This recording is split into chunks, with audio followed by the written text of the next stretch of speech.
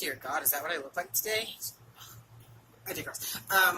So, let's explain the situation and talk about some frustrations.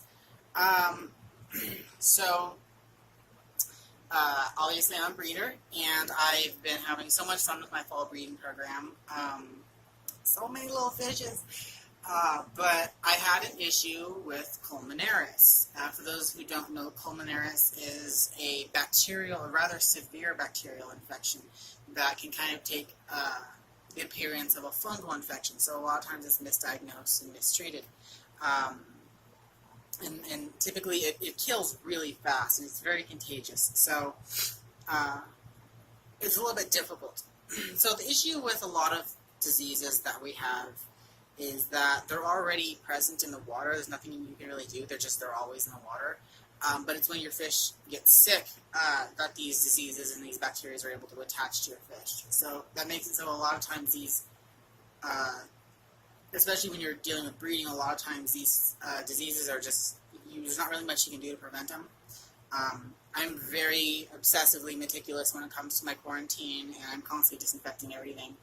But despite my constant vigilance, one of my female mollies got Columnaris. But I was able to catch it in the early stages. I'm going to stick a video clip in here somewhere.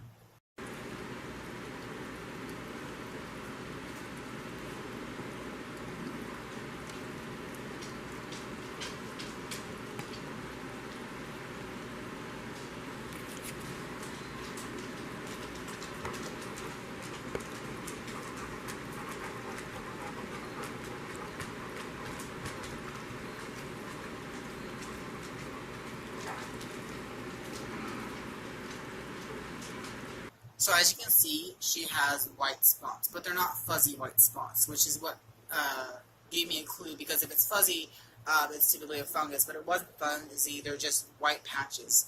And it's kind of hard to see in the video because the tank that honestly doesn't have that good of lighting. I was having to use my cell phone to get light. So it's typically kind of hard to see, but it is. You can see it really badly on one side, and on the other it completely covers like half of her body. And this is like day 2 of her having it. So it spreads extremely quickly. It typically kills in about 3 to 4 days. And it was horrible. So today I finally realized that I inspect all of my fish daily, and today I was inspecting her. The way she got it was through stress. That's typically how most fish get sick. It's because when fish get stressed out, they stop producing a slime coat, and the slime coat is their main immune system. It's like a little protective bio bubble. So she had just had an extremely large litter. I don't know the terminology. She had a bunch of babies, like a lot, probably one of the largest clutches of fry that I have ever birthed. Not that I birthed them, obviously, but you know what I mean. That have ever been birthed in my care. And so she was very stressed out. She was in labor for days, and she was in a community tank, and so basically what I did was just I didn't want her being stressed out by any of the other inhabitants. I didn't want her eating her own fry. So I moved her to a quarantine tank so she could rest, which I'm glad that I did, because that's when it seems that she got, because of the stress and the stress of the long, difficult labor and then moving her, it seems that was enough to cause her immune system to have some issues. So that's when she got Columnaris. I've been observing my other tanks, especially the one that she was in previously, because typically they can have the disease for a couple of days to a week before it starts showing symptoms from the research that I've done. So I'm dealing with that just a little bit. So far, I haven't noticed any of the other fish or other inhabitants of that tank having any symptoms of Columnaris. So I was like, okay, I've been observing, so it's time to move on to treatment. So this afternoon, I found out this morning, so this afternoon I went, and let me just say straight up, I hate PetSmart and I hate Petco. They are not good companies. They're just not. They do not carry the medications that you need to treat this. The people that work there do not know anything about it. They're basically just cashiers. Nothing against the individual people, but you're not going to go there and get professional help. You're just not. If you have an issue like this and you need the medication, order online and go to a local fish store that's actually run by people that know what they're doing. Typically a family-owned store, something small, because these big corporations, there's just too many people, too much of a turnover for anybody to really know what they're doing. So I had to go to several different stores looking for it. It was very frustrating. Nobody knew what they were talking about. I got a lot of attitude from one guy at Petco. He was pissy. But I digress. That's not what the video is about.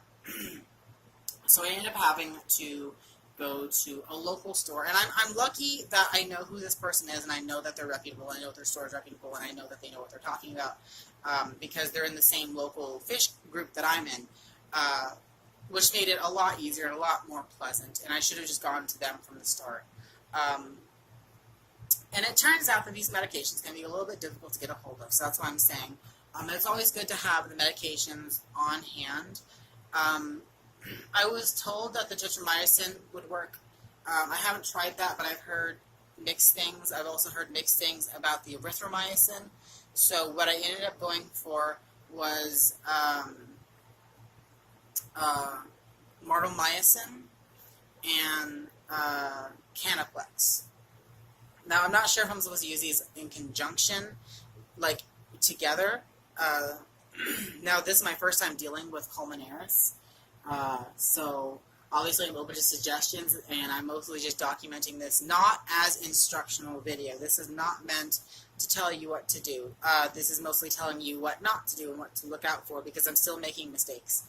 I will be documenting this and reporting this as much as I can. So far, I've given 1 dose of the mardomycin, marble brown mycin.